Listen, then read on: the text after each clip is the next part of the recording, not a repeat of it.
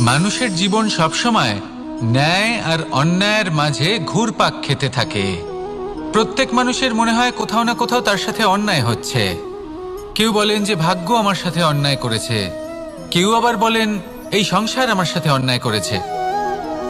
আর প্রত্যেকেই ন্যায় বিচার চাইতে বৈঠক দাবি করে বসেন।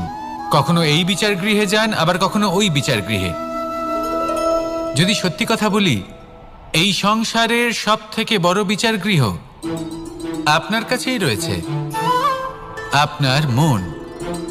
আপনার মনই হলো সব থেকে বড় বিচার গৃহ। এ খুব ভালো করেই জানে কি শুদ্ধ আবার কি অশুদ্ধ, এর শুভ অশুভর জ্ঞান রয়েছে, এ সব জানে।